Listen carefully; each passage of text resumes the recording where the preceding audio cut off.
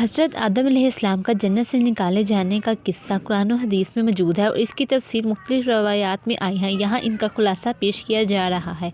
اللہ تعالیٰ نے حضرت آدم علیہ السلام کو جنت میں رہنے کی اجازت دی تھی اور وہاں ان کی بیوی حضرت حوا علیہ السلام بھی رہتی تھیں۔